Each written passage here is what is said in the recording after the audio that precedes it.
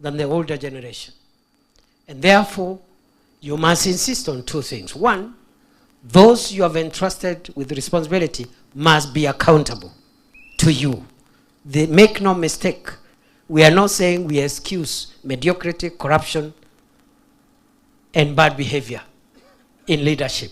We should not excuse it. But this we must do using peaceful and constitutional means. We cannot destroy our own economy, our own businesses, our own investments, and make the country look like a war zone and expect that Kenya will join the league of the developed nations anytime soon.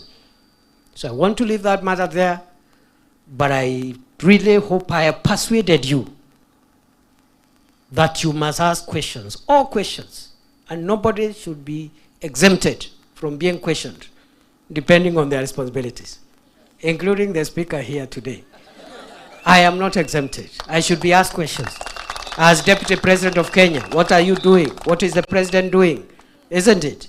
The other person also. Okay? But we must not, again, condone those of us, because of their own failures, they now want to manipulate a situation, and some of them are part of the problem that has caused the situation. They want to manipulate it, and suddenly they have become the champions of a better Kenya, the champions of good governance, and when they are in office, they didn't have any indication whatsoever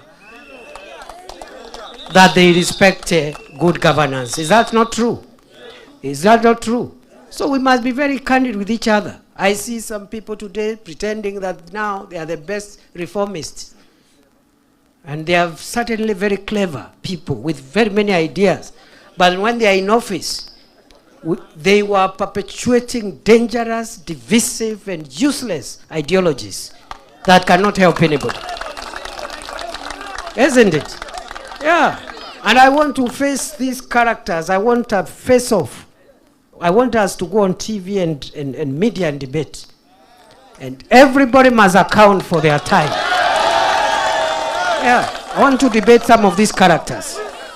They are based there poisoning people and talking about, you know, very primitive ways of solving national problems.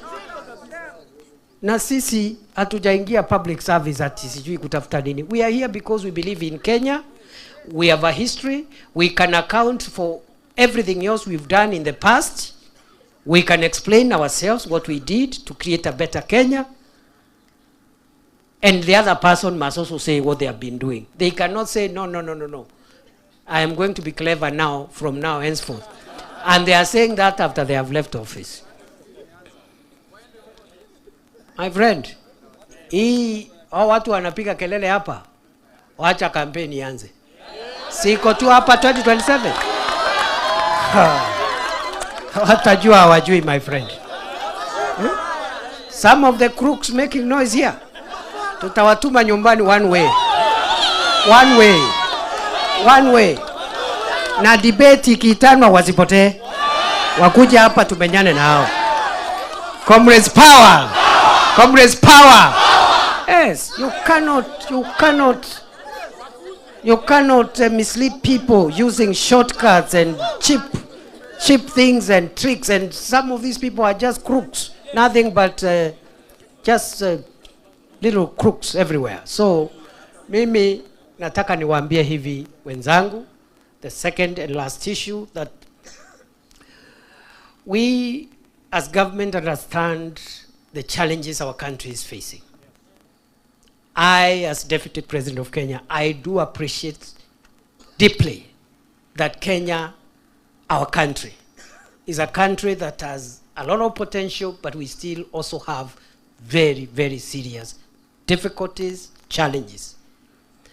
However, because we have a good population, we have a fairly good and educated population, innovative people, and a fairly good economy compared to other economies, especially in the neighboring region, Kenya has a good future. I believe Kenya has a good future. Kenya has a good future. And there are many people